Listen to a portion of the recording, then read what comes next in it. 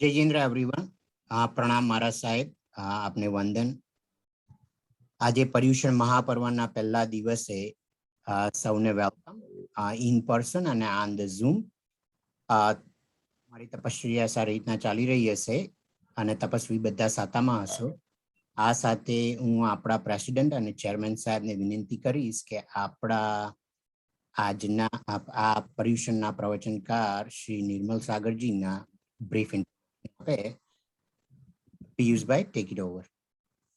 જય જિનેન્દ્ર એવરીવન। આપણે અહીં હોલની અંદર થોડીક શાંતિ જાળવીએ, કારણ કે અમુક લોકો ઓનલાઈન છે અને સાહેબજી બી ઓનલાઈન છે, તો બધાને વિનંતી કે વાતો બંધ કરી અને આપણે બધા ધ્યાનમાં જોડાઈએ અને સાથે મળીને સ્વાધ્યાય કરીએ। સૌપ્રથમ તો welcome on the first day of Paryushan. અમે આશા કરીએ છીએ કે સર્વે તપસ્વીઓ સાતામાં હશે। આપણે જે અત્યારના કોવિડની જે સંકટમય પરિસ્થિતિથી પસાર થઈ રહ્યું છે આખું જગત, અને જે હાલની પરિસ્થિતિ છે એ પ્રમાણે અહીં આપની ટીમે ખૂબ જ સરસ રીતના અને સિક્યોર્ડ રીતના આપને पर्युषण થઈ શકે એની વ્યવસ્થાઓ કરી છે।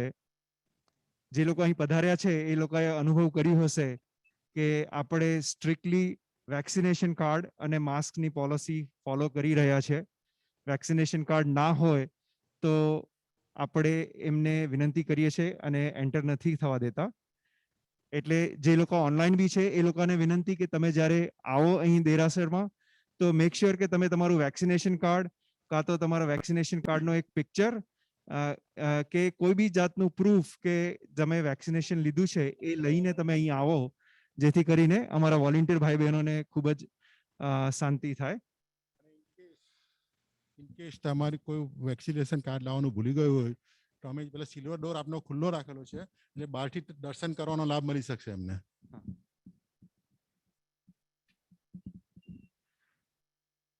તે ઉપરાંત આપણે એકાશના અને સ્વામી વાત્સલ્યની બી વ્યવસ્થા અહીં કરેલી છે। આપને એકાશના અને સ્વામી વાત્સલ્યના પાસીસ દેરાસરની સામે આપણી જે ફ્રન્ટ ડેસ્ક છે એ ફ્રન્ટ ડેસ્ક પરથી આપવામાં આવશે। આપણે રાઉન્ડ વાઇઝ અહીંયા વ્યવસ્થા કરી છે, એટલે જેથી કરીને એક સાથે બધા લોકો નીચે ના જાય। હરેક રાઉન્ડની અંદર લગભગ આપણે 350 રેગ્યુલર સ્વામી વાત્સલ્ય અને લગભગ 150 જેવા એકાશના થઈ શકે એવી વ્યવસ્થા કરેલી છે। એટલે એક સાથે આપણે એટલા બધા લોકોની ત્યાં આગળ વ્યવસ્થા થઈ શકશે। અને આ બધું એવી રીતના આયોજન કર્યું છે કે તમારે થોડુંક સોશિયલ ડિસ્ટન્સ રાખીને તમે એ તપસ્યા કે તમારે એકાશના કે સ્વામી વાત્સલ્યનો લાભ લઈ શકો છો। એ ઉપરાંત આપણે આ 8 દિવસ દરમિયાન ઘણા જ સરસ સુંદર ઇવેન્ટ્સની આયોજન કર્યું છે। આપણે એવી રીતના બધી વ્યવસ્થા કરી છે કે સિક્યોર્ડ રહીને બી આપણે ધર્મની આરાધના કરી શકીએ અને એ ચૂકી ના જવાય। તો એ માટે આપણે આવતીકાલે સંતિકરમ પૂજન રાખવામાં આવ્યું છે। આ આપણા સંઘની અંદર સૌ પ્રથમ વખત આ પૂજન થઈ રહ્યું છે, તો એની હજુ બી અમુક પીઠિકાઓ બાકી છે, તો આપમાંથી કોઈને ઇન્ટરેસ્ટ હોય તો જરૂરથી એમાં જોડાજો। ત્યારબાદ આપણે રવિવારે સ્વપ્ન દર્શન છે અને સોમવારે બી એક બીજા પૂજનનું આયોજન કર્યું છે, જે સાહેબજી પોતે જ ભણાવશે। ખૂબ જ સુંદર પૂજન છે, એ બી સૌ પ્રથમ વખત અહીંયા થઈ રહ્યું છે, વિજય ચિંતામણી પાર્શ્વનાથનું પૂજન। અને એ પૂજન બી આપણે અહીંયા સંગીતની સાથે ખૂબ જ સુંદર રીતના ભણાવવામાં આવ્યું છે। તો એની બી નાની પીઠિકાઓ બાકી છે, મોટી પીઠિકાઓ બેવ પૂજનની અપાઈ ગઈ છે, ફક્ત નાની પીઠિકાઓ બાકી છે, તો એની ખાસ નોંધ લેજો। અને બીજું એ કે આપમાંથી ઘણા લોકોને એવો આગ્રહ હતો કે આપણે પ્રવચનો ઓનલાઈન રાખીએ, અને એ આગ્રહને માન રાખી અમે બધા જ પ્રવચનો ઓલમોસ્ટ બધા જ એક્સેપ્ટ આજ સાંજનું અને આવતીકાલ સાંજનું પ્રવચન, એ બે પ્રવચનો આપણે ઇન પર્સન રાખ્યા છે, પણ તે સિવાયના બાકી બધા જ પ્રવચનો આપણે ઓનલાઈન રાખ્યા છે। એટલે જે બી આપણા સાધર્મિક ભાઈ બહેનો અહીંયા આવી ના શકે કોઈ બી કારણસર, તો એમને પ્રવચનનો લાભ મળી શકશે, જ્ઞાન પ્રભાવનાનો લાભ મળી શકશે, તો એની ખાસ નોંધ લેજો। હવે વધુ સમય ના લેતા સાહેબજી અહીંયા આવી ચૂક્યા છે, તો એમના વિશે હું જણાવું તો આપ સૌ જ જાણો છો, નિર્મલ સાગરજી લગભગ મારા ખ્યાલથી 6 થી 7 વર્ષ પહેલા અહીં આવ્યા હતા, અને એમની પ્રેરણાના લીધે થઈને આપણે અહીં છેલ્લા કેટલા વર્ષોથી પૌષદની આરાધના થઈ રહી છે. તો આપણે અહીં પૌષદની આરાધના શરૂ કરનાર એવા આપણા પ્રણેતા શ્રી નિર્મલ સાગરજી અહીં આ પર્યુષણમાં આપણી સાથે છે. એ રાજકોટના વતની છે મૂળ, અને 1978 ની અંદર એમને શ્રી પદ્મસાગરજી મહારાજ સાહેબના નિશ્રામાં દીક્ષા લીધી હતી, અને લગભગ 2000ની સાલથી એ વર્લ્ડના બધા જ દેશોની અંદર, ઘણા બધા દેશોની અંદર એ પર્યુષણની આરાધના કરાવે છે. અહીં બી આમ તો આવવાના જ હતા, પણ આ કોવિડના રિસ્ટ્રિક્શનના લીધે આવી ના શક્યા. તો સાહેબજી આપણે 8 દિવસ આપણી સાથે રહેશે અને આપણને ધર્મ આરાધના કરાવશે. તો હું સાહેબજીને વિનંતી કરીશ કે તે પ્રકાશે હવે.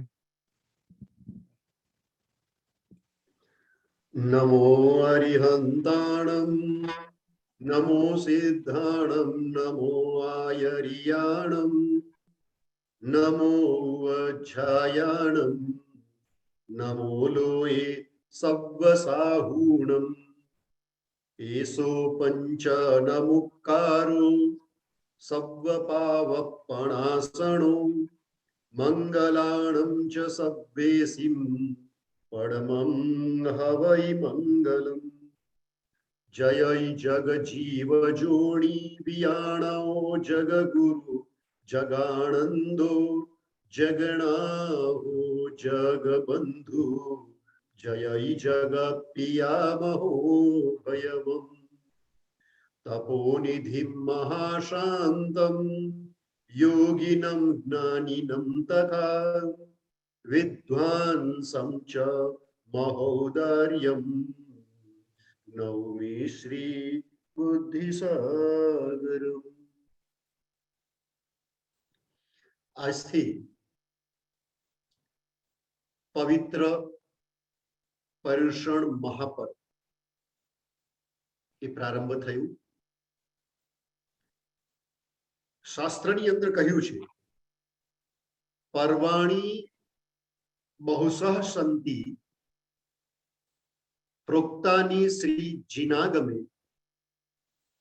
પર્યુષણા સમમ નાન્યત કર્માણામ મર્મ ભેદ કર. આપણા જીન ધર્મની અંદર અનેક પર્વોનું વર્ણન આપે છે. પર્વાણી બહુશઃ સંતિ, અનેક પર્વો, પરંતુ એની અંદર કીધું છે કે પર્યુષણ સમમ નાસ્તિ કર્માણામ મર્મ ભેદ કર. પર્યુષણા મહાપર્વ જેવું કર્મોની નિર્જરા માટે ઉત્તમ એવું બીજું કોઈ જ પર્વ નથી. એમ પર્યુષણ મહાપર્વ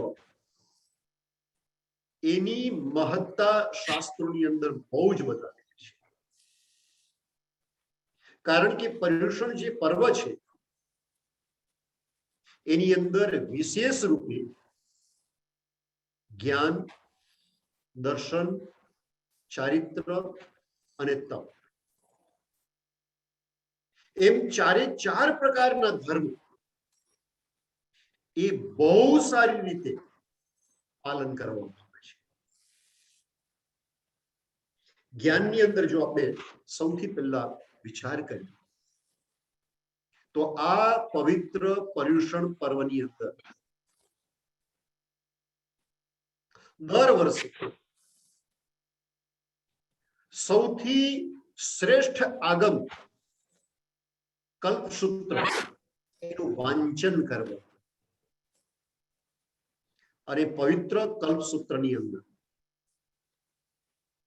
જે અદ્ભુત જ્ઞાન પ્રાપ્ત થાય છે, અને જ્ઞાન પણ કેવું,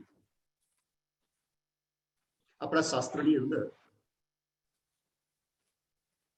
પ્રવચન માટે મુખ્ય 9 પ્રકાર 9 સબ્જેક્ટ બતાવવામાં આવ્યા છે કે પ્રવચન કેવું હોવું જોઈએ.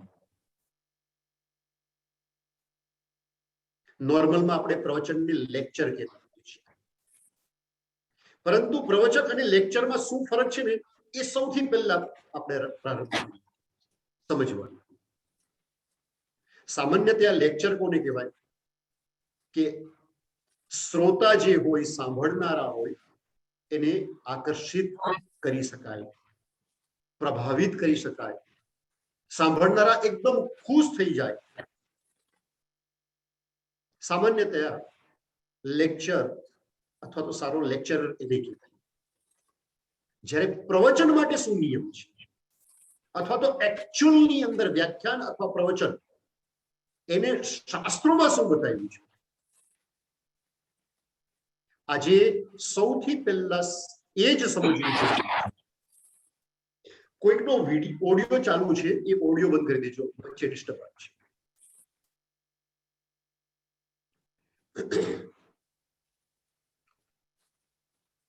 પ્રવચન એ કેવું હોવું જોઈએ, કારણ કે પ્રવચનથી જ આપણને સમ્યક જ્ઞાનની પ્રાપ્તિ થાય છે. તો એ કેવું હોવું જોઈએ એના માટેનું શાસ્ત્રની અંદર યોગ્ય માર્ગદર્શન છે. 9 વાતો કહેલી છે.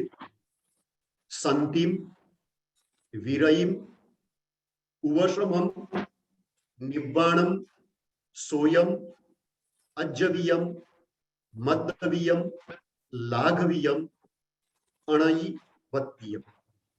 આ 9 મુખ્ય મુદ્દાઓ પ્રવચન માટે આપ્યા છે. કારણ કે આપણે જો પ્રવચન સાંભળીએ તો સાંભળવાનો મુખ્ય હેતુ એ આપણા આત્માનું કલ્યાણ કરવાનું છે, મનોરંજન નહીં. મોટા ભાગે જીવો મનોરંજન માટે પણ સાંભળે. તમને કોઈ એકદમ ખડખડાટ હસાવી દે, તમે એમ થાય કે આનું પ્રવચન એટલે જબરદસ્ત, અથવા તો એકદમ તમને ઉત્તેજિત કરી નાખે એવું એકદમ કટ્ટરવાદી પણ એવું પ્રવચન, એમ મનને શાંત અને સમ્યક દર્શન જેનાથી પ્રાપ્ત થાય. સૌથી પહેલી વાત સંતિમ કહેલું છે. 9 વાતો કહેલી છે, બહુ જ સમજવા જેવી વાત છે. કારણ કે આપણે હંમેશા સ્વાધ્યાય કરતા હોઈએ છીએ, વિશેષ કરીને પર્યુષણ મહાપર્વની અંદર તો તમે કોઈને ને કોઈને બોલાવી, કોઈ પણ જ્ઞાનીને બોલાવી પ્રવચન સાંભળતા હો છો. આજે થોડી ક્લેરિટી સૌથી પહેલા એ આપણે કરીશું કે આપણે કયા હેતુથી અથવા તો આપણા મનની અંદર કેવા ભાવ હોવા જોઈએ પ્રવચન સાંભળવા માટે, કે જેથી કરીને એકચ્યુઅલની અંદર આપણું આત્મકલ્યાણ થઈ શકે. તો એની અંદર સૌથી પહેલો મુદ્દો છે સંતિમ. સંતિમ એટલે શું? તો કે એવું પ્રવચન જેનાથી આપણો અંદરનો જે ભાવ છે, ધ્યેય છે, એ આત્મા તરફ વળે. પ્રવચન સાંભળતા આપણા હૃદયની અંદર એ ભાવ ઉત્પન્ન થાય કે મારે મારા આત્માને ઓળખવું છે. આત્મા શું છે એને મારે જાણવું છે, અને મારું ધ્યેય બધું જ આત્માના કલ્યાણ તરફ છે.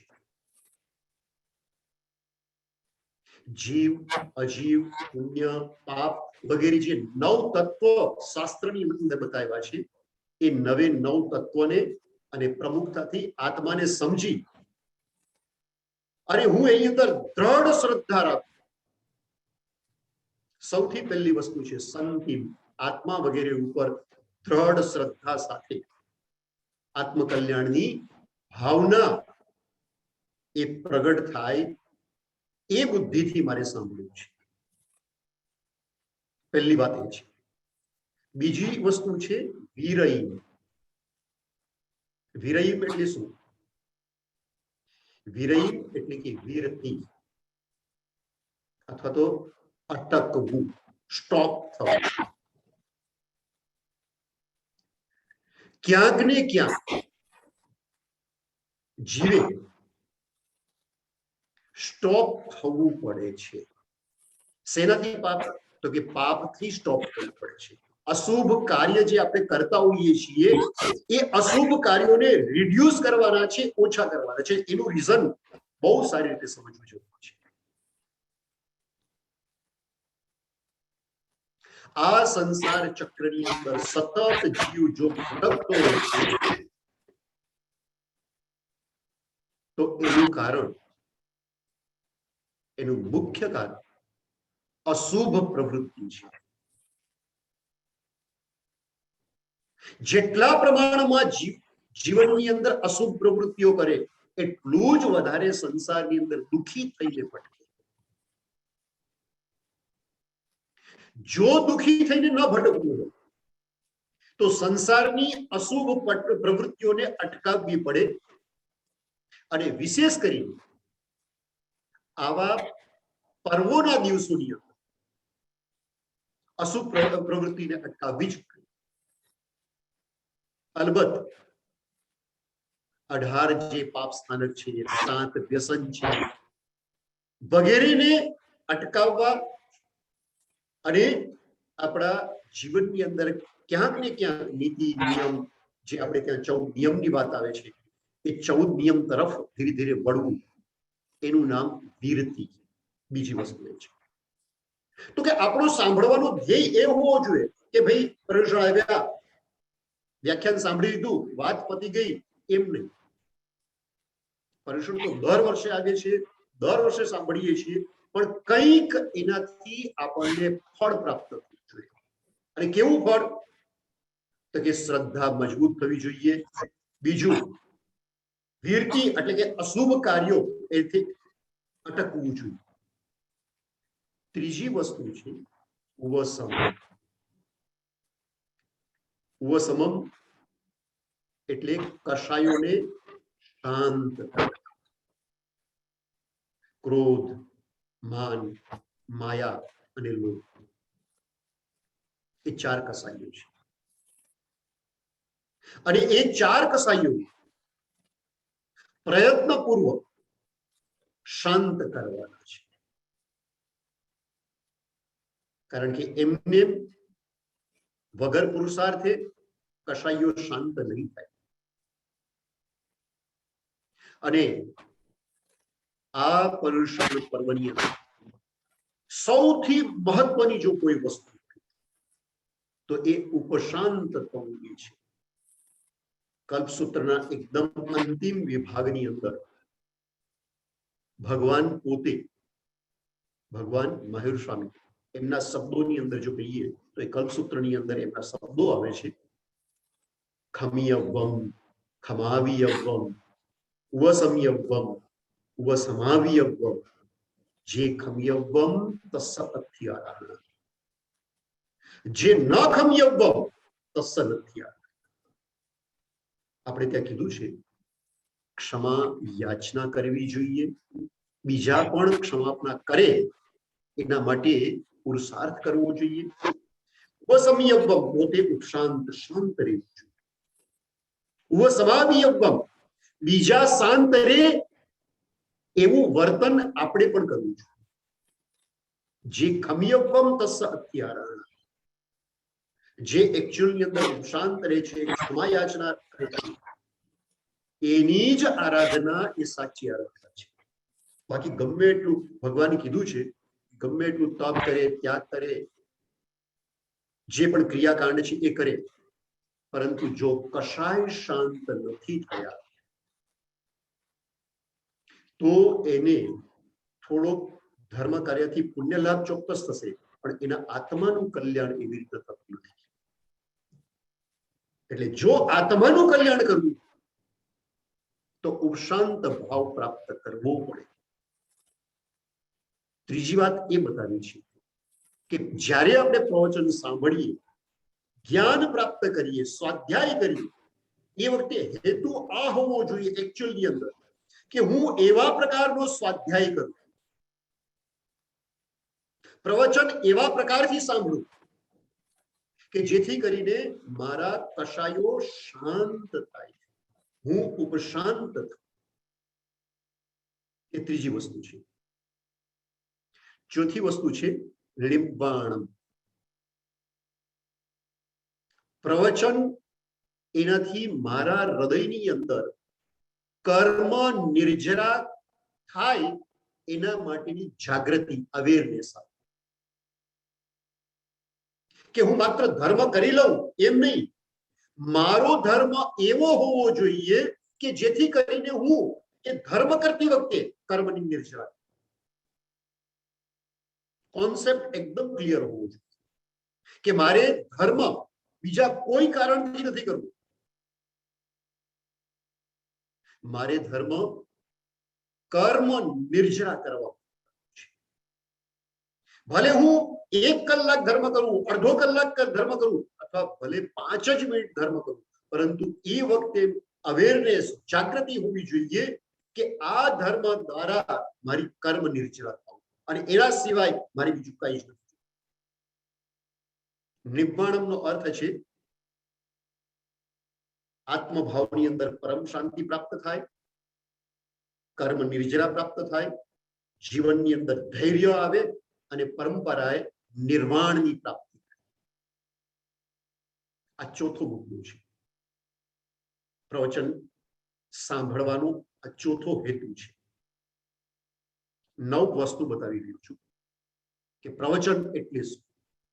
તો પ્રવચન એવું હોય કે એ સાંભળતા સાંભળતા જે શ્રોતા છે, સાંભળનારા છે, એના હૃદયની અંદર કર્મ નિર્જરા માટેનો ભાવ જાગૃત થાય કે હવે મારે આ જે 9 વસ્તુ બતાવી છે, સંતિમ એટલે કે સમ્યક દર્શન મારે પ્રાપ્ત કરવું છે, વિરયમ એટલે કે અશુભ કાર્યો ઓછા કરવા છે, વસમમ એટલે કે કશાયોને શાંત કરવા છે, નિબ્બાણમ એટલે કર્મ નિર્જરા દ્વારા નિર્વાણની પ્રાપ્તિ કરવી છે. 5મું છે સોયમ. સોયમ એટલે હૃદયની પવિત્રતા. મારે હૃદયની પ્યોરિટી, પવિત્રતા એ પ્રાપ્ત કરવી છે. કારણ કે ભગવાને કીધું છે સોહી ઉજ્જુય ભૂયસ્સ ધમ્મો શુદ્ધસ્ય ચિત્તે. જેનું હૃદય, અંતઃકરણ, ચિત્ત, વિચારો એ જેટલા પવિત્ર એટલું જ એનું ઝડપથી કલ્યાણ. ઘણા જીવો એવા છે ક્રિયા અથવા તપશ્ચર્યા બહુ ઝાઝી નથી કરી શકતા, પણ છતાંય તે જો કોન્સેપ્ટ ક્લિયર રાખે કે મારે મારું હૃદય એકદમ પવિત્ર રાખવું છે,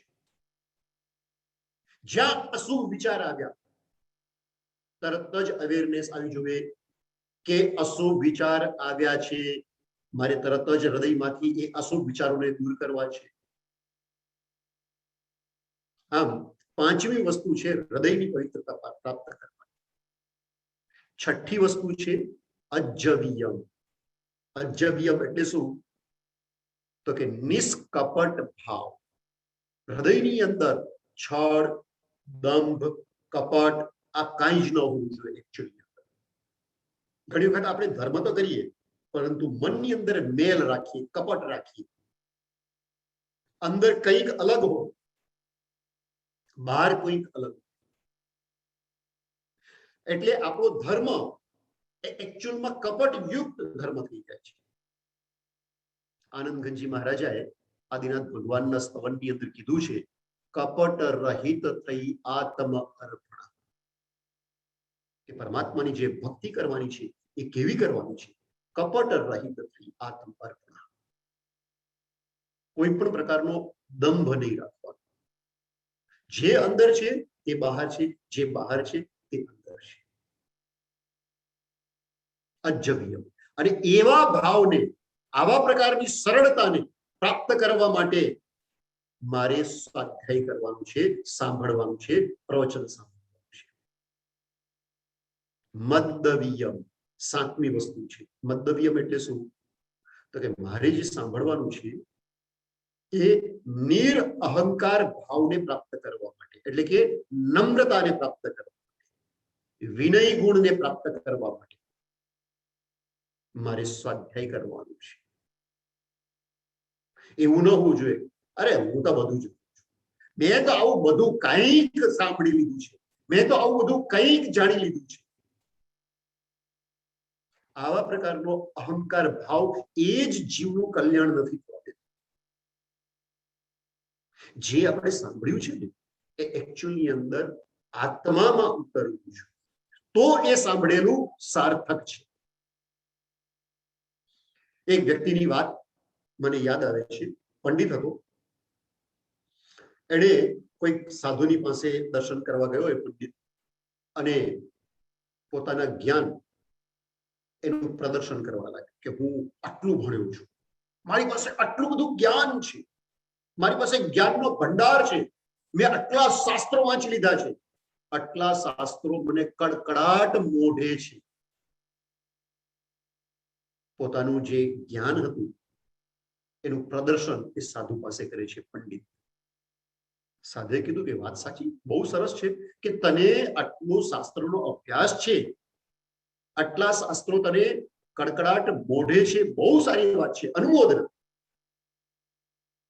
પરંતુ તારા આત્મકલ્યાણ માટે કે કયા શબ્દો, કયા વાક્યો, કઈ ગાથાઓ એ નક્કી માનેલી છે કે આ ગાથાનું હું વારંવાર યાદ કરું જેથી મારું આત્મકલ્યાણ થાય. બોલો એકદમ કન્ફ્યુઝ થઈ ગયું કે તમે શું પૂછવા માંગો છો?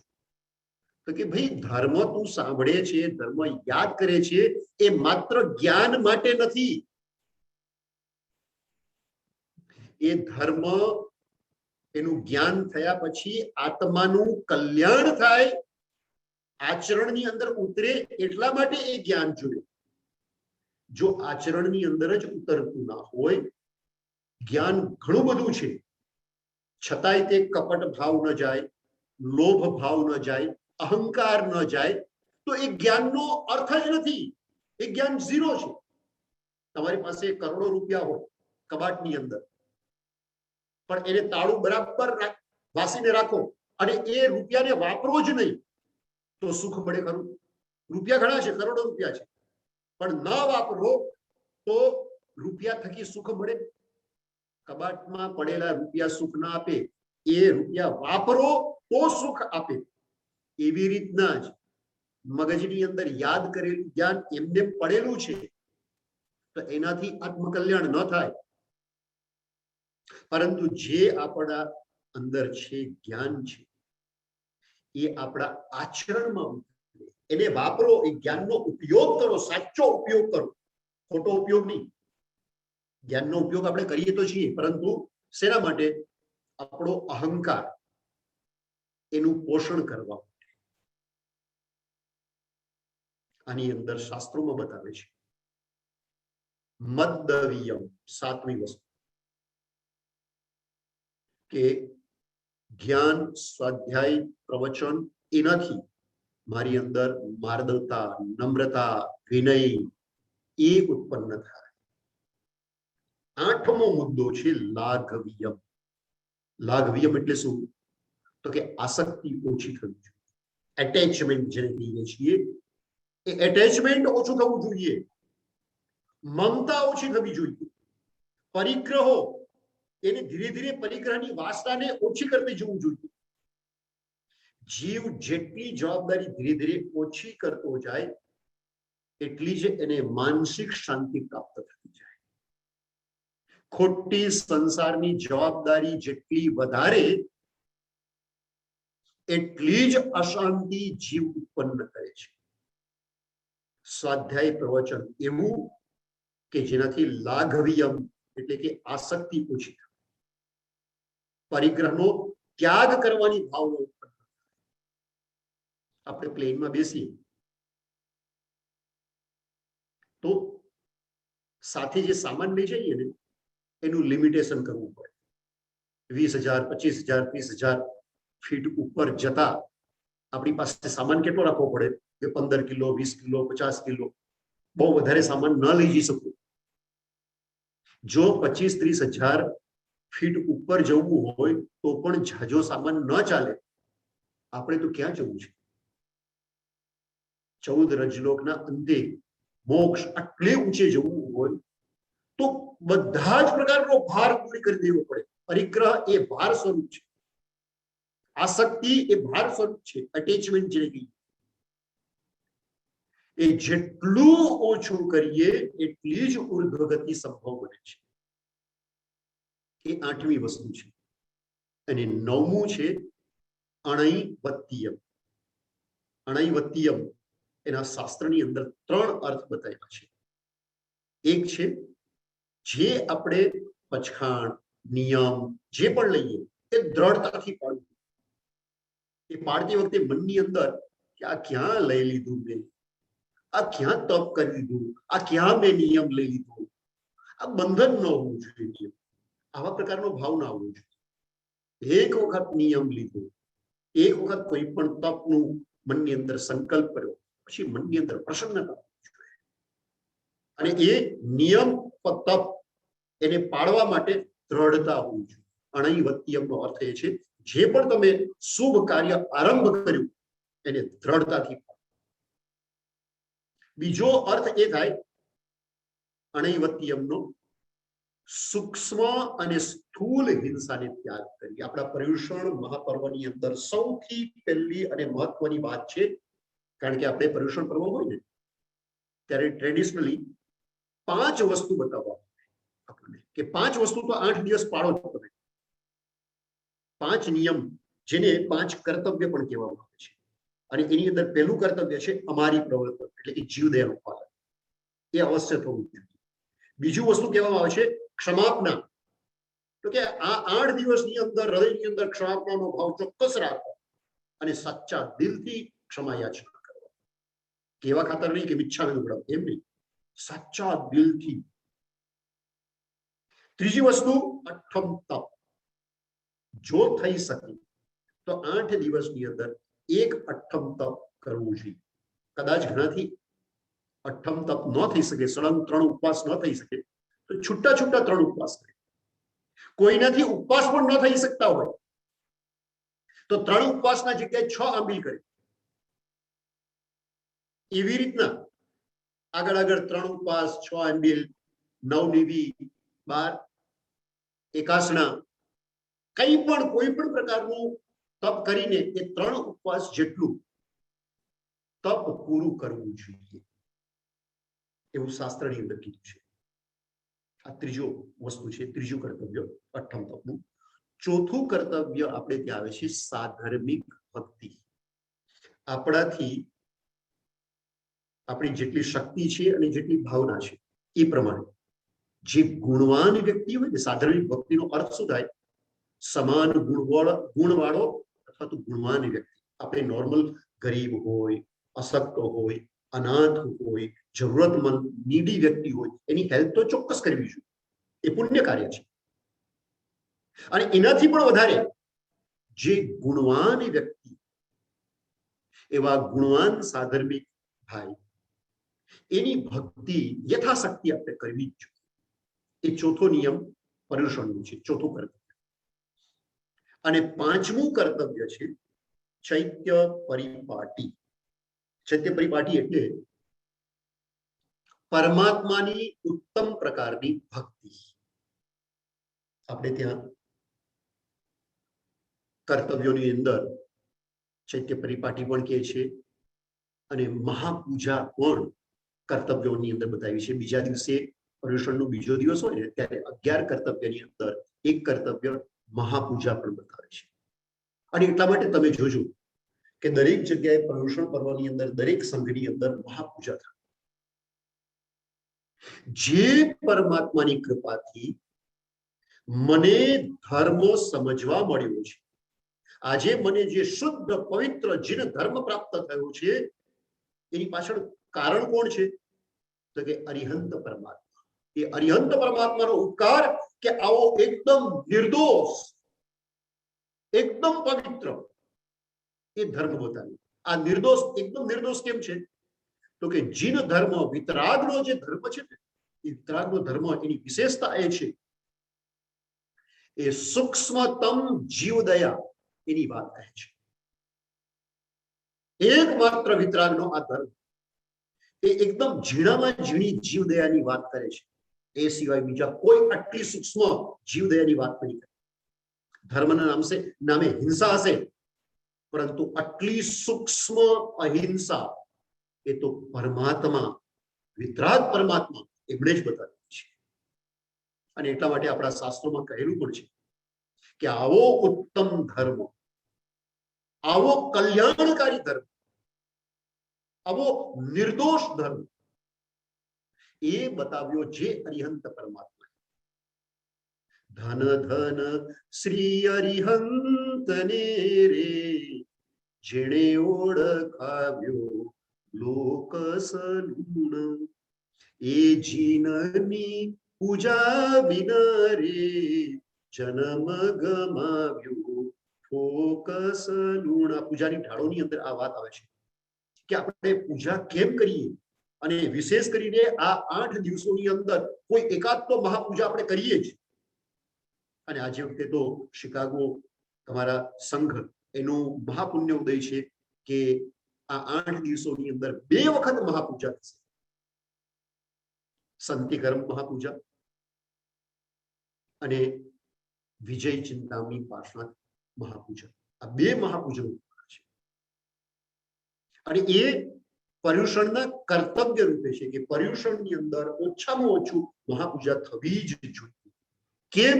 તો કે જે અરિહંત પરમાત્મા, ધન ધન શ્રી અરિહંત, જેણે ઓળખાવ્યો લોક, ધન્ય છે અરિહંત પરમાત્મા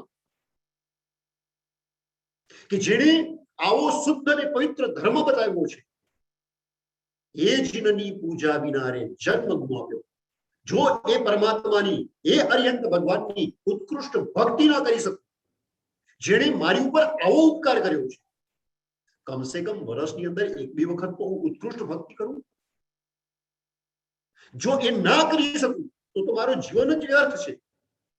આપણે નોર્મલની અંદર સંસારમાં કોઈ આપણી ઉપર નાનો પણ ઉપકાર કરે ને, તો કૃતજ્ઞ માણસ હોય એ ઉપકારને યાદ રાખે કે આણે મારી ઉપકાર કરેલો છે, આણે મારું કામ કરેલું છે, મારે પણ કંઈક એના માટે કરવું છે. સજ્જન માણસ હોય ને, એના હૃદયની અંદર એ ભાવ ચોક્કસ જાગે.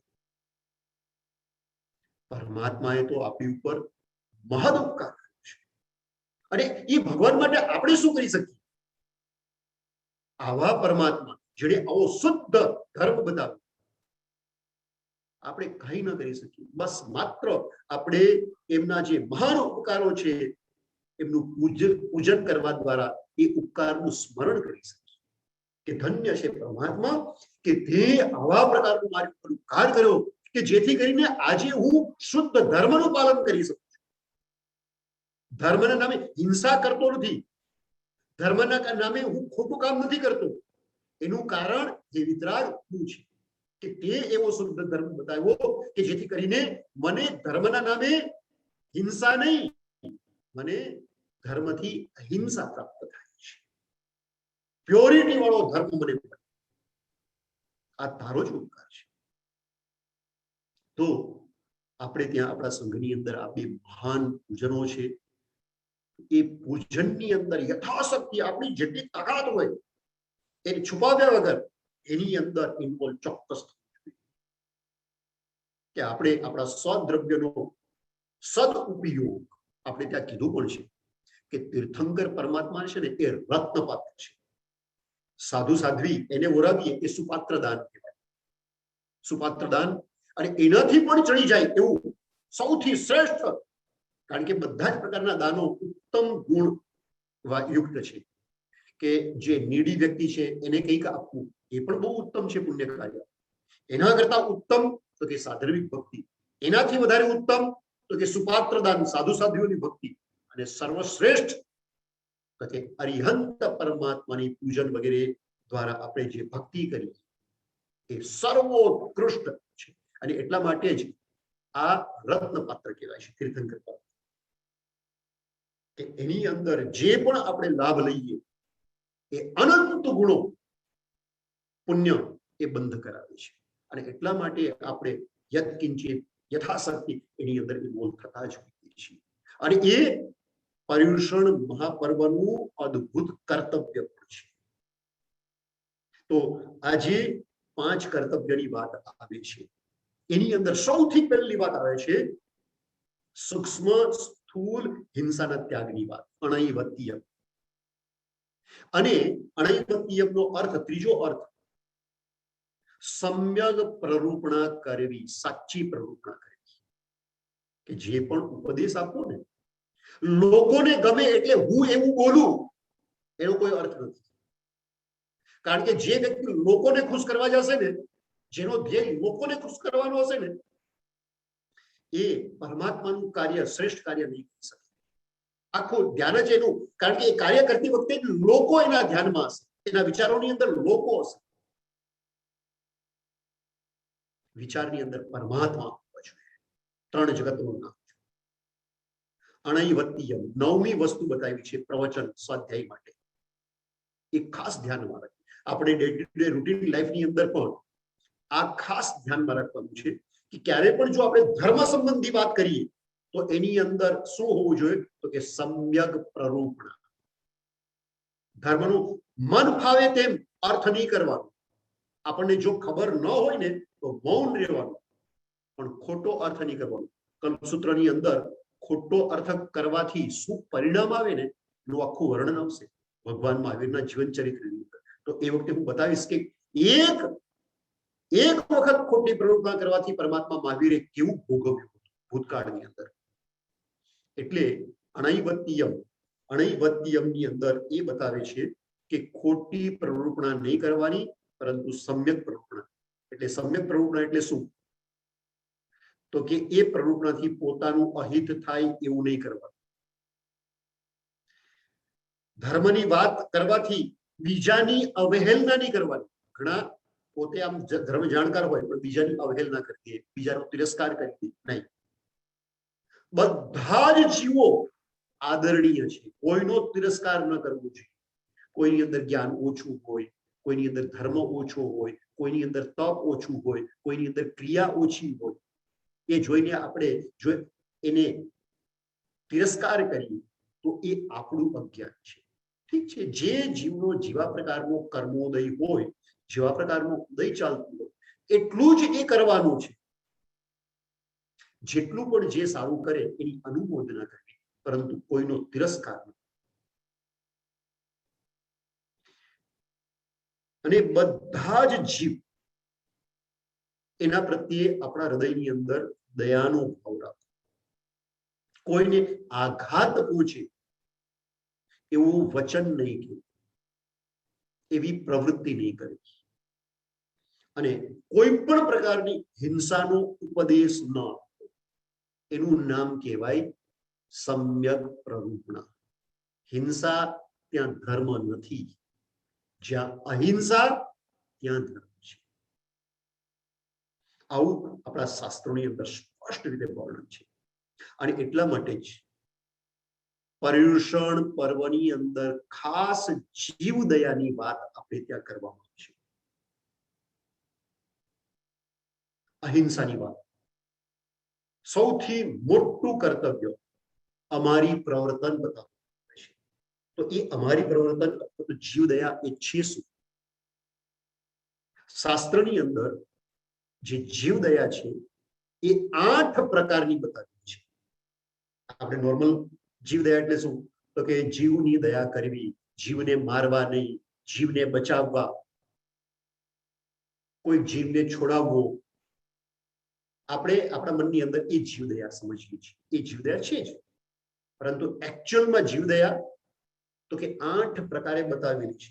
અને એ 8 પ્રકારથી જે જીવદયા સમજવી એ આખી તો તમને કમ્પ્લીટ સમજાશે કે જીવદયા એટલે શું. એ 8 પ્રકારની જીવદયાની અંદર સૌથી પહેલી જીવદયા છે દ્રવ્ય દયા. દ્રવ્ય દયા એટલે શું? તો કે કોઈને શારીરિક દુઃખ હોય, કષ્ટ હોય, કોઈ બીમાર હોય, કોઈ ભૂખ્યો હોય, કોઈ તરસ્યો હોય, કોઈને આવા પ્રકારની જે પણ તકલીફો હોય એને અન્ન પાનો સ્થિતર્પિતા તે યતિ, અન્ન પાન ઔષધિ વગેરે અર્પણ કરવું, એને સહાયતા કરવી. એનું બાહ્ય દુઃખ દૂર કરવું એનું નામ દ્રવ્ય દયા. પહેલા પ્રકારની દયા. 8 પ્રકારની દયા બહુ સારી રીતે સમજજો, કારણ કે આપણે 8 દિવસની અંદર સૌથી વધારે ધ્યાન જેની અંદર આપીએ છીએ એનું નામ છે જીવદયા, અહિંસા. એટલે આ મુદ્દો સૌથી સમજવો જરૂરી છે કે હું આજે પહેલો દિવસ છે, 8 દિવસ મારે સારી રીતે ધર્મ આરાધના કરવી છે. એ સારી રીતે ધર્મ આરાધના જે કરવાની છે એની અંદર સૌથી મહત્વની વસ્તુ જીવદયા છે, અને એ જીવદયા મારે કરવાની છે. તો એ જીવદયાને હું બહુ સારી રીતે સમજી લઉં તો જ હું કરી શકીશ. જો જીવદયાને નહીં સમજું તો એ અહિંસાનું પાલન, જીવદયાનું પાલન હું કેવી રીતના કરીશ? તો સૌથી પહેલી જીવદયા દ્રવ્ય દયા. બાહ્ય કષ્ટ, દુઃખ, ભૂખ, પીડા વગેરેની જે છે એને દૂર કરી આપવું એનું નામ દ્રવ્ય દયા. બીજી દયા છે ભાવ દયા. દ્રવ્ય દયા પછી છે ભાવ દયા.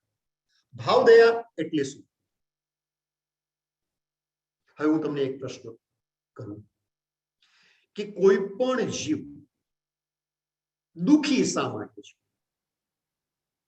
કોઈના જીવનની અંદર પીડા આવે, કષ્ટ આવે, તકલીફ આવે, શરીરની હોય, પૈસાની હોય, પરિવારની હોય, કોઈ પણ પ્રકારની જે તકલીફ પીડા છે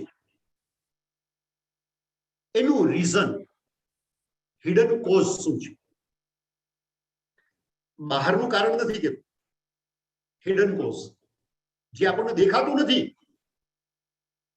પરંતુ દરેક દુઃખની પાછળ એ કારણ તો છે. શું હોય? તો કે અશુભ કર્મ જે પૂર્વ જન્મની અંદર, પૂર્વની અંદર, ભૂતકાળની અંદર, અજ્ઞાન અવસ્થાની અંદર જીવ જે ખોટા કામ કરે એનાથી જે અશુભ કર્મ બંધાય, એ અશુભ કર્મનો ઉદય થાય ત્યારે કોઈ પણ પ્રકારનું શારીરિક, માનસિક, પારિવારિક જે પણ દુઃખો છે એ દુઃખો ઉત્પન્ન થાય. એટલે આ જગતની અંદર જે પણ દુઃખ છે એનું સાચું કારણ પાપ ભાવના છે. જો પાપ ભાવના અને પાપ ક્રિયા દૂર થાય તો જીવ દુઃખી થતો બંધ થઈ જાય, એનામાંથી જેને કહેવાય કે દુઃખ દૂર થઈ જાય. એટલે દુઃખનું કારણ પાપ ભાવના અને પાપ ક્રિયા. લોકોનું દુઃખ દૂર કરવું હોય તો માત્ર બાહ્યથી દુઃખ દૂર કરવાથી કાંઈ નહીં થાય. એની સાથે સાથે શું કરવું પડશે? તો કે જીવની પાપ ભાવના અને પાપ પ્રવૃત્તિ છે ને એ અટકે એટલા માટે સાચું જ્ઞાન એને આપવું જોઈએ. એટલે કોઈ જીવને સાચું જ્ઞાન એની પાપ ભાવના અને પાપ ક્રિયા દૂર થાય એવી કોશિશ કરવી, એનું નામ ભાવ દયા. આ બીજા પ્રકારની દયા બહુ જરૂરી છે. માત્ર આપણે કોઈને કંઈક આપી દીધું, હેલ્પ કરી દીધી એટલે આપણી દયા, આપણું કર્તવ્ય પૂરું થઈ ગયું, આપણી રિસ્પોન્સિબિલિટી ખતમ, એ નથી. આપણી શક્તિની અંદર હોય તો કોઈને સાચું જ્ઞાન આપી અને એને પાપ ભાવના અને પાપ ક્રિયાથી દૂર કરવું, કે જેના પ્રત્યે આપણને બહુ લાગણી છે કે આ મારો બહુ જ પ્રિય વ્યક્તિ છે. જો આપણો પ્રિય વ્યક્તિ હોય તો સૌથી પહેલી કોશિશ એ થવી જોઈએ કે એને હૃદયની અંદર જે ખોટી પ્રવૃત્તિ કરવાની ઈચ્છા થાય ને, સાચું જ્ઞાન આપીને એને એ ખોટી પ્રવૃત્તિમાંથી દૂર કરવું. ભાવ દયા.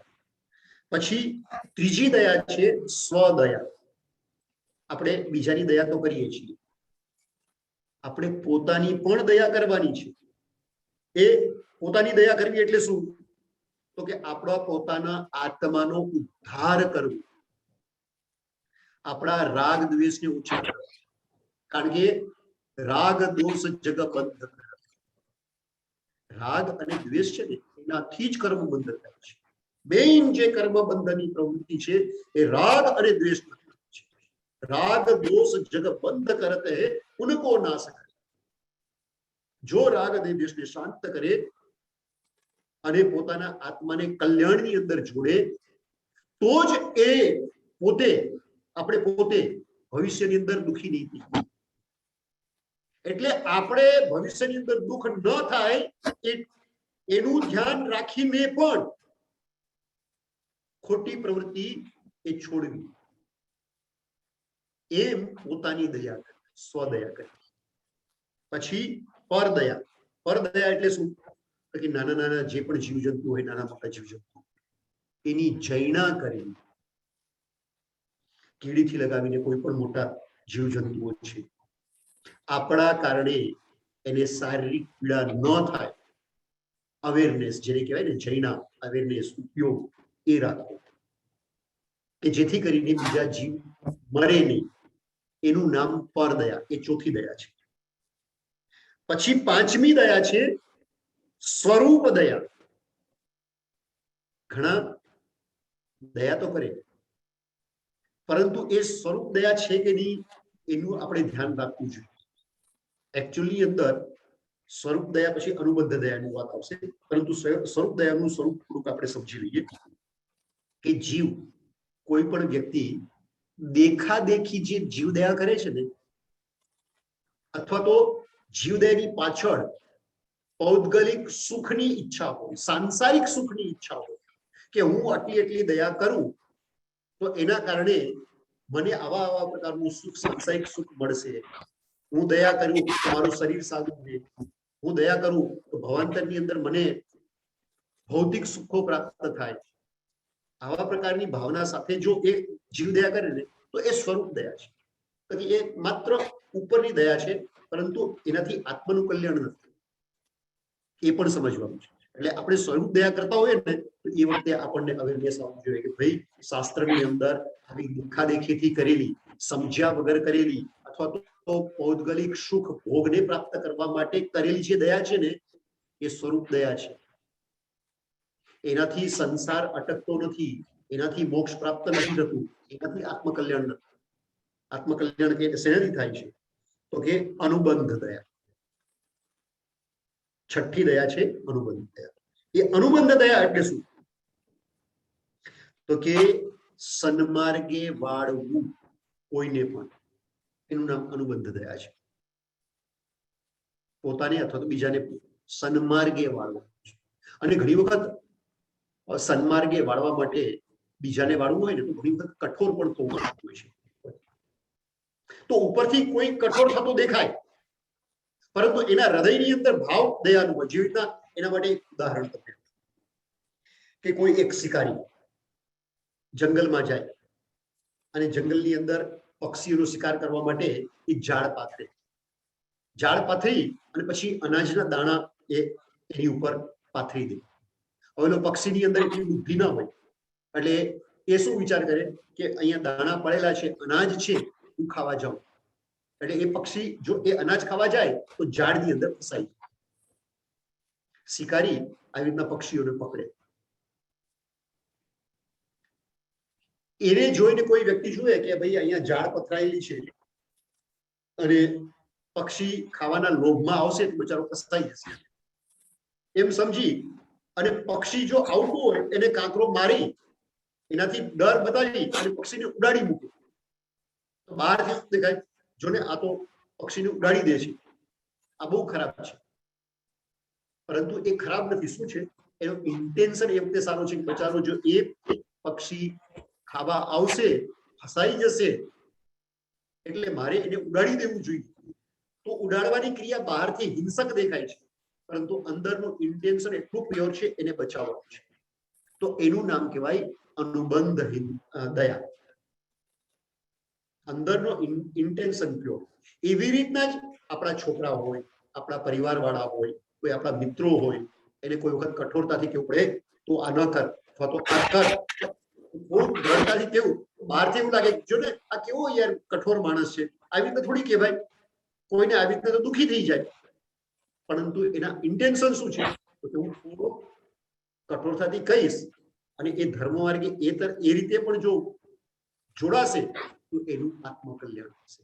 આવા બુદ્ધિથી કોઈને સન્માર્ગે જોડવાની જે ક્રિયા, એનું નામ અનુબંધ દયા કહેવાય છે.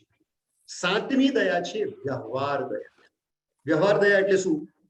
તો કે આપણે જે પણ હાલવા ચાલવા વગેરેની ક્રિયા કરી એ વખતે અવેરનેસ રાખી, અથવા તો આપણે સમજો કે રસોડાની અંદર કોઈ બહેનો કામ કરતા હોય, બરાબર છે, કે ચૂલો પેટાવ્યો ગેસ ઓન કર્યો, પણ એ પહેલા ધ્યાન રાખે કે એ ગેસ ઉપર કોઈ નાના મોટા જીવજંતુ તો નથી, અથવા તો શાક સમારતા હોય તો એ સવારતી વખતે પણ ઉપયોગપૂર્વક અવેરનેસની સાથે એ સમારે કે જેથી કરીને કોઈ પણ જીવજંતુઓ એ મરી ન જાય, અથવા તો ઘરનું સાફ સફાઈ કરતા હોય એ વખતે પણ ધ્યાન રાખે કે અનાવશ્યક જીવ મરી ન જાય. તો આ પ્રકારની અવેરનેસ જે રાખવી, આ પ્રકારની જે અવેરનેસ રાખવી એનું નામ કહેવાય વ્યવહાર દયા. અને નિશ્ચય દયા 8મી દયા છે, છેલ્લી. એ શું છે તો કે પોતાના આત્માને શુદ્ધ ઉપયોગની અંદર રાખો, પોતાના આત્માને સાધ્ય એટલે કે જે આપણે અંતિમ આપણું લક્ષ્ય છે મોક્ષનું, એ લક્ષ્યની અંદર બધી જ ધર્મ ક્રિયા કરતી વખતે મોક્ષનું લક્ષ્ય રાખો, એનું નામ નિશ્ચય દયા છે. આમ 8 પ્રકારની દયા સમજી અને આ પર્યુષણ મહાપર્વની અંદર આવી રીતના અહિંસાનું, જીવદયાનું અવશ્યમેવ પાલન કરવું જોઈએ. આપણે સવારના આ પ્રવચનની અંદર આવી રીતના જ કર્તવ્ય, કલ્પસૂત્ર વગેરેને બહુ સારી રીતે સમજીશું, કારણ કે એ સમજવું બહુ જરૂરી છે. આપણા શાસ્ત્રોની અંદર પણ બતાવ્યું છે કે કલ્પસૂત્રને તો અવશ્ય સાંભળવું જોઈએ.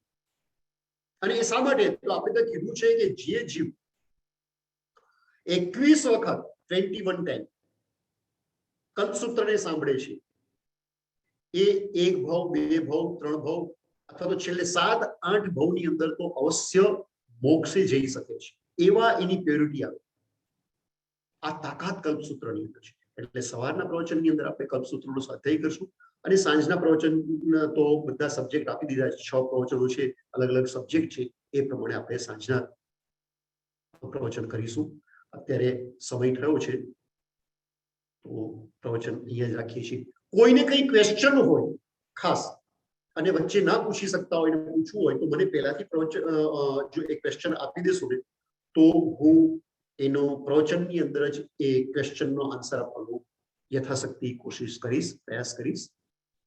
અને છેલ્લે પ્રવચન પૂર્ણ કરતા પહેલા એક વાત ખાસ કહું કે ફરીથી કે મહાપૂજા એ આપણું કર્તવ્ય છે. આ 8 દિવસનું મહાકર્તવ્ય મહાપૂજા છે. જેમ અહિંસાની વાત મેં ડિટેલમાં કીધી એવી રીતે જ ફરીથી તમને કીધું કે એ મહાપૂજા પણ બહુ જબરદસ્ત કર્તવ્ય છે. અને એમ પણ કે જે પરમાત્માએ આપણી ઉપર ઉપકાર કર્યો છે, આવો પવિત્ર ધર્મ આપણને આપ્યું છે, એ પરમાત્માની આવી મહાપૂજાની અંદર સંમિલિત થવાનો મને મોકો મળે તો હું ચોક્કસ વર્ષની અંદર આવો મોકો, અને ખાસ કરીને જો વર્ષની અંદર ઘણી જ ટાઈમ એવા આવે કે આપણને પૂજાના મોકા મળે, કોઈ જ્ઞાની આવેલા હોય, કોઈ સારા પૂજન ભણાવનારા આવેલા હોય, અને કોઈ પણ અદ્ભુત પૂજન ભણાવતા હોય ત્યાં શિકાગો આવીને, તો તમે એની અંદર લાભ લો, એ વસ્તુ અલગ છે. અને પર્યુષણ પર્વની અંદર, કારણ કે પર્યુષણની મહત્તા જબરદસ્ત છે, એ પર્યુષણ પર્વની અંદર આવા પ્રકારના પૂજનનો લાભ લેવો એનું મહત્વ જ છે. એટલે આપણી શક્તિ એ છુપાવ્યા વગર બહુ સારી રીતે તન, મન અને ધન, જ્યાં ધનની જરૂરત પડે છે ત્યાં ધનને વાપરવું જ જોઈએ. આપણી શક્તિ હોય તે વાપરવું જ જોઈએ. આપણે કીધું પણ છે ધર્મ વધે તો ધન, ધર્મ વધે તો ધન વધે, ધન વધે મન વધી જાય, મન વધે તો માન વધે, એ વધત વધત વધી જાય. તો આપણે ધર્મની વૃદ્ધિ કરવા માટે, ભાવની વૃદ્ધિ કરવા માટે જ્યાં ધનની જરૂરત પડે ત્યાં એનો દાન દ્વારા સાચો ઉપયોગ કરવો, અને આવા મહત્વના કાર્યની અંદર ચોક્કસ આપણે ઇન્વોલ્વ. હવે જે જાહેરાત કરવાની છે તમે કરી શકો છો. પિયુષભાઈ, ઓકે, looks like ધન્યવાદ સાહેબજી. આપે અમને ખૂબ જ સરળ રીતના ધર્મ શું કામ કરવો જોઈએ અને એની શું મહત્વતા છે એ સમજાવ્યું, તે બદલ આપનો ખૂબ ખૂબ આભાર. પ્રજ્ઞેશભાઈ, આજના કાર્યક્રમની રૂપરેખા સૌને આપી દેજો, એટલે જેથી કરી સૌને ખબર પડે કે કેવી રીતનું અરેન્જમેન્ટ આપણે કરવાનું છે. Thank you Piyushbhai, thank you Nirmal Sagarji. આજના કાર્યક્રમની રૂપરેખા પ્રવચન બાદ આપણે 12 વાગ્યાથી 1:30 વાગ્યા સુધી એકાશના અને સ્વામી વાત્સલ્યની વ્યવસ્થા કરેલી છે. એકાશનાના આપણા ઓલ્ડ કિચન હોલની અંદર છે અને સ્વામી વાત્સલ્ય આપણા ન્યૂ પ્રેયર હોલની અંદર વ્યવસ્થા કરવામાં આવેલી છે, જે આપણા વોલન્ટિયર ભાઈ બહેનો ત્યાં આપણા માટે આતુરતાથી રાહ જોઈ રહ્યા છે. એ લોકોની ઇન્ફોર્મેશન પ્રમાણે તમે ફોલો કરજો, જેથી અમને સહાય રહેશે. ત્યારબાદ જે અગેન 5 PM અગેન સ્વામી વાત્સલ્યની વ્યવસ્થા કરેલી છે અને 6:30 આપણે પ્રતિક્રમણ છે. પ્રતિક્રમણ મેન્સનું પ્રતિક્રમણ મલ્ટીપર્પઝ રૂમની અંદર છે અને વિમેન્સનું પ્રતિક્રમણ લેવલ 2 લેવલ 3 પાઠશાલા ક્લાસની અંદર છે. ત્યારબાદ સાંજે 7:30 વાગે આપણે ભાવના, આરતી અને મંગલ દીવો છે. એ તો દરેક જણા જરૂરથી લાભ લેજો. આ બધી ઇન પર્સન એક્ટિવિટી છે, ભાવના, આરતી અને મંગલ દીવો. અને સાંજે આપણે અગેન 9 o'clock પ્રવચન હશે નિર્મલ સાગરજીનું, એ બી ઇન પર્સન જ છે. તો બધા સાંજે આપણે સ્વામી વાત્સલ્યથી પ્રતિક્રમણ, ભાવના અને નિર્મલ સાગરજીનું પ્રવચન જરૂરથી આપણે સાંજે ટેમ્પલની અંદર, જે રીતના પિયુષભાઈ અર્લિયર આપણને ત્યાંથી બતાવ્યું લાઈવ કે કેવી રીતના ન્યૂ પ્રેયર હોલમાં વ્યવસ્થા કરેલી છે કોવિડની સિચ્યુએશન સાથે, તો એ રાખીને જ આપણે કરેલી છે. અને અગેન ચેકિનની લોજિસ્ટિક આપી દઉં, જે લોકો અત્યારે નથી આવ્યા મંદિરની અંદર, એ આપણે કનોપી એન્ટ્રન્સથી એન્ટર થવાનું, ત્યાં તમને ચેકિંગ કરવામાં આવશે. એ સાથે સાથે એક રિસ્ટ બેન્ડ આપશે, જે આ રિસ્ટ બેન્ડ ગ્રીન કલરનું જે રિસ્ટ બેન્ડ આપશે, એ આપણને 9 દિવસ રાખવાનું છે રિસ્ટ બેન્ડ. અને એ રિસ્ટ બેન્ડ તમને વેક્સિનેશન કાર્ડ તમે બતાવ્યા પછી તમને આપશે. અને રિસ્ટ બેન્ડ પહેલી વખત તમને પહેરવામાં આવ્યા પછી બીજી વખતે તમે બાજુના એન્ટ્રન્સમાંથી ફેસ્ટ પાસ તરીકે તમારે ખાલી રિસ્ટ બેન્ડ બતાવીને જ એન્ટર થવાનું છે. એટલે ચેકિંગ પ્રોસેસમાં અગેન જવાની જરૂર નથી. પણ આ રિસ્ટ બેન્ડને 9 દિવસ તમારે રાખવું પડશે અન્ટિલ પારણા દેશ. એટલે એની ખાસ નોંધ લેવા વિનંતી છે. અને જે સાથે સાથે આપણને સાહેબજીએ કહ્યું એ રીતના આપણે કાલે સંતિકરણ પૂજનનું આયોજન કરવામાં આવેલું છે. અત્યારે એમાં જોયું તો મેં ખાલી 23 પીઠિકા, 23 જ સ્મોલ પીઠિકા રહેલી છે અને જેનો નકરો છે $51 ઓનલી. તો જે કોઈ બહેનની ઈચ્છા હોય તો તમે સાઇન અપ કરી દેજો, અથવા ECBOT ને કોન્ટેક્ટ કરશો તો અમે લોકો તમારા નામે સાઇન અપ કરી શકીશું. પિયુષભાઈ.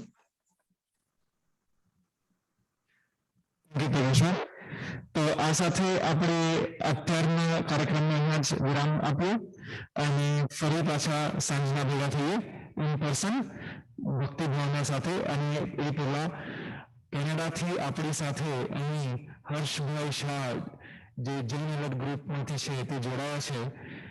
જૈન ગ્રુપ એટલે આચાર્ય રત્નસુંદર સુરી મહારાજ સાહેબ પ્રેરણાથી શરૂ થયેલું એક યુવાનોનું ગ્રુપ છે કે જે બધી ધર્મ આરાધના કરાવવા જાય છે. તો એવા શ્રી હર્ષભાઈ આપણી સાથે અહીં જ મોજૂદ છે. તો આનો લાભ લેજો અને સર્વેને વિનંતી છે કે સાંજના 6:30 વાગે પ્રતિક્રમણમાં જોડાય. સાહેબજી પચકાણ આપજો અને ત્યારબાદ માંગલિક આપણે સાંભળશું.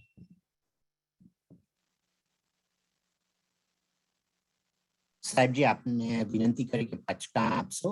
અને ચોક્કસ. 3 ઉપવાસ, 2 ઉપવાસ, 1 ઉપવાસ, જેને જે પચખાણ લેવું હોય એ હાથ જોડજો, બધા સાથે આવી જશે.